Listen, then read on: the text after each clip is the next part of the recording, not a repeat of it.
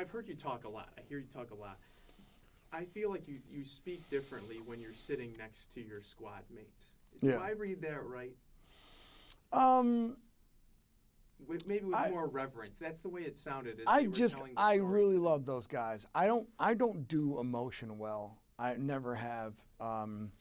But those guys are just.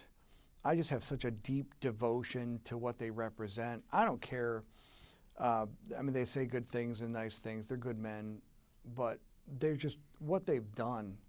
I mean, Sergeant Fitz got shot 3 times, man. 3 different weapon systems, and what he did after he got hit, we thought he was dead. He was bleeding out. He never cried. He never screamed. He just gave direction. He was like a dog that wanted to go into the wood line and just bleed out. And then he comes back. He can't even walk right. And he came back. He fought Fallujah in the same condition you see him walking down the halls. He did 2 more years in Iraq after that. 3 years of his life.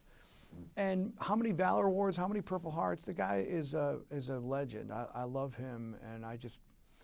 And so are those the guys you'll think of when the president puts that medal on your neck tomorrow? You know, I think of the guys that are just not, you know, that did amazing things and never got attention. You know, I mean, it's so awkward, you know, to be singled out. It's not the way we do things. It's all about the team. It's all about the mission. You never expect in a million years this is going to happen. But I think about the families that lost their loved ones because, I mean, you talk to these people, it's like it happened yesterday. They're never over it. It's unnatural. It's violent, and they're young men.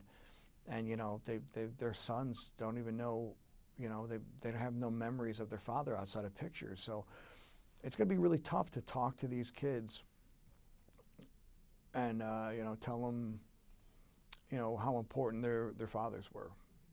Has your thought process, the way you view this Medal of Honor, changed over the last 2, 3, 4 weeks? Or maybe I should even say 7 months since you got the call from the president. Well, it's a lot more, you know, when you're in the Pentagon, it's certainly, this is real now. Obviously, it's real. It's happening.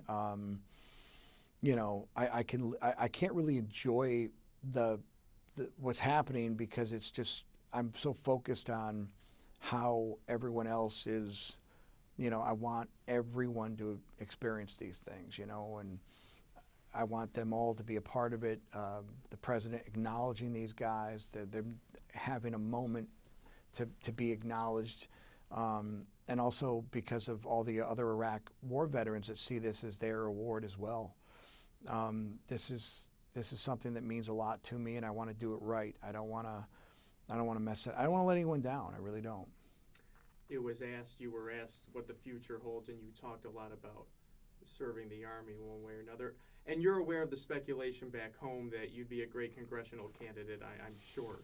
Well, is that something you can address? Listen, I thought I was a good candidate in 2012, right? I mean, this happened in 2004. I ran for office. Should I have run around and talked about everything I did in the war? I was running for Congress. I didn't think that was necessary to get into the minutia of everything that went down in a combat zone. Just because, you know, a group of committees meet over years and decide that this is worthy of an award, it doesn't change, you know, who you are, how you see the world, or if you're going to make a better representative. Nothing has changed between now and 2012. So the only reason why I would be running is because the Army and the President of the United States has bestowed this award. And I think that's exactly the wrong reason that you run for office. You don't draft off, you know, valor and say, well, now look what I could cash this in for. I'd much rather say, this is what this represents, and who else wants to serve their country. I think that's the honorable thing to do. So let's put all the Medal of Honor stuff aside then. Mm-hmm. You're still considering a run?